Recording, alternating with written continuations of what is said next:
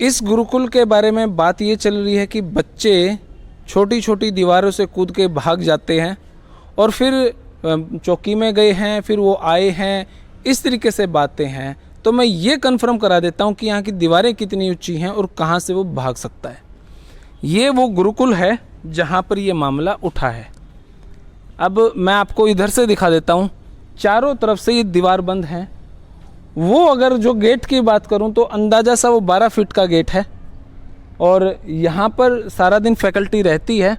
इसके चारों तरफ बंद है। ये थोड़ा सा इधर ही आ जा भाई, इधर चारों तरफ से ये बंद है। और ये देखो क्लास इधर लगती हैं, बच्चे इधर रहते हैं, ऊपर उनका रूम है और ये सारी व्यवस्था यहाँ की है। तो यहाँ पर अगर कोई कहे भाग सकता है, लड़की अगर कोई भाग सकती है तो इज़ंट पॉसिबल, क्योंकि बच्चे भी छोटे छोटे हैं। ऐसा नहीं है कि बहुत बड़े बड़े कॉलेज के बच्चे हैं। भागने में 99% नहीं चांस हैं। थोड़ा सा और आगे आके आपने मैं दिखा दूँ, ये पूरी लोकेशन ये है, चारों तरफ से बंद है। ये कोई छोटा मोटा गेट नहीं है कि कोई कहीं से कूद के भाग जाए, तो ऐसा पॉसिबल नहीं है। और ऐसी आज तक कोई घटना घटी भी नहीं है कि कोई यहाँ से भाग गया हो। अब किस तरीके से दूसरा पक्ष इस बात पर कह रहा है, वो उसकी सोच है। और यहाँ की जो फैकल्टी है, यहाँ के जो वार्डन हैं, उनसे हम बात करेंगे।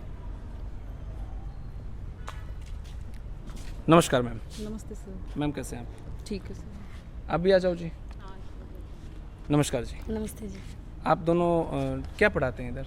मैं यहाँ वार्डन बच्चों के लिए। वार्डन? हाँ। अच्छा, वार्डन तो बहुत कहते हैं बड़े स्ट्रिक्ट होते हैं। आप डंडियों से पिटाई करते हो? नहीं, डंडियों से नहीं, हम बच्चों के साथ एज ए मदर, जैसे बच्चों की अपनी। कहते हैं कि बच्चे इधर से भाग के चले जाते हैं, फिर वो आते हैं, फिर आप नहीं, उनको ऐसा डंडियों कुछ से नहीं है पिटाई सर, करते हो? ऐसा कुछ नहीं है बच्चों के लिए। यहाँ पर बच्चों को तो भेज दिया गया था, लॉकडाउन में ही बच्चों को उनको छोड़ के गई हैं। बच्चे अगर माँ बाप को इतना होता तो बच्चों को यहाँ छोड़ते थोड़े ही ना। यहाँ पर तो अभी भी बच्चे हैं। ओके, आप क्या पढ़ा रहे हैं यहाँ पे? मैं संस्कृत पढ़ाती हूँ बच्चों को, संस्कृत टीचर पढ़ाते हूँ हैं? जी। Okay okay. तो क्या कुछ घटना वो रात को घटी, आपको क्या पता उस बारे में? नॉर्मल था भैया, ऐसा कुछ नहीं था। दोनों बहनों में लड़ाई हुई है खाने से टाइम पर। ओके। हाँ, तो छोटी बहन ने बड़ी बहन हाथापाई हुई है? नहीं, उसने हाँ पैर से मारा, बच्चों ने देखा खुद। ओके। छोटी बहन ने बड़ी बहन को पैर मारा है, तो वो रो करके नीचे आ गई खाना खाने के लिए। छोटी बहन खाने के लिए नहीं आई थी, तो उसकी प्लेट बच्चों से ऊपर उसके रूम में पहुंचवा दी गई थी। ओके। हाँ, फिर उसने उसको बोला भी, जो आपको बताया अभी बच्चे ने, कि उसको कितने गंदे वर्ड बोले हैं उसने, छोटी बहन ने। तो उसके बाद वो हर एक्टिविटी में है, ऐसा नहीं कि एक्टिविटी उसने कोई मिस की हो। रात में स्वाध्याय होता है, खाने के बाद बच्चे यहाँ घूमते हैं, तो उसमें घूमने के लिए भी आई है, स्वाध्याय करने के लिए, पढ़ने के लिए भी बैठी। फिर उसके बाद मंत्र पाठ के बाद वो वॉशरूम होने के बाद अपने रूम में भी गई। अब रात में 10 बजे के बाद वो कब आई, वो किसी ने नहीं देखा है।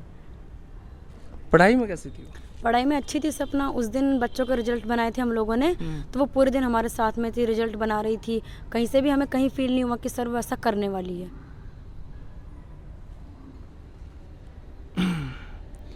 तो भाई अब जांच का विषय है।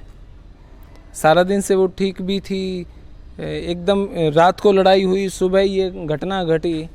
तो यहाँ पर ऐसा कोई माहौल नहीं दिख रहा कि कुछ गलत हो। यहाँ पर कोई मेल टीचर भी है जी? सर, यहाँ मेल कोई नहीं आता, बाहर भी किसी को अलाउड नहीं है अंदर कैंपस में आना है, क्योंकि रिसेप्शन पे भी दीदी रहती हैं, तो 24 घंटे बच्चों की देख रेख में हम लोग हैं यहाँ पर। ओके। आप कहाँ से हैं? मैं तो हरियाणा से हूँ, अटेली मंडी। वो डोंगरी गांव के पास से? जी। ओके। तो जी ये एक विषय जो मैं कवर कर पाया। अब और कुछ अगर विषय यहाँ पे कवर करने का होगा तो भाई ज़रूर करूँगा। हाँ बिल्कुल बिल्कुल। तो भाई अगर और कोई विषय यहाँ पर कवर करना हुआ तो वो भी कवर करेंगे। बाकी मैं आया हूँ, हर एक बात को डीपली नोट करूँगा। और क्योंकि यार मेरा वहाँ पे जाना, उस तरीके से वहाँ का बिहेवियर भी जायज़ था। यहाँ पर आना, यहाँ का बिहेवियर, यहाँ का एनवायरनमेंट जांचना भी एक जायज़ है। अब बहुत सारे लोग कुछ कुछ कहेंगे, लेकिन भाई बेटी उनकी गई है, संवेदनाएं हैं, इसीलिए मैं वहाँ गया। एलिगेशन इस पे लगा है, यहाँ पे भी 104 बच्चे पढ़ते हैं, उनके भी पेरेंट्स हैं, इनकी भी इमेज है। सारी बातें ध्यान में रख के यार मैं ये काम करूँ, फिर भी अगर कोई भाई कुछ सोचे तो उसका तो इलाज ही क्या है। लेकिन भाई मेरे भी बालक हैं यार, और मैं दिल से यूं ही सोचूं हूँ कि अब क्योंकि मेरा प्लान पिछले साल का ये था कि मैं उस चीज़ को कवर करूं, मैं मेरे बच्चों को बाहर भेजूं। जब ये हॉस्टल की घटना आई तो कल मैंने मेरे बच्चे भी भेजने थे, तो एक बार तो ये सोचा मैं मेरे बच्चों को कभी नहीं भेजूंगा, लेकिन जब इस टाइप की परिस्थिति देखती है तो कहीं ना कहीं हमने सोचना पड़ा भाई। तब तक के लिए धन्यवाद। जय हिंद, भारत माता की जय। धन्यवाद।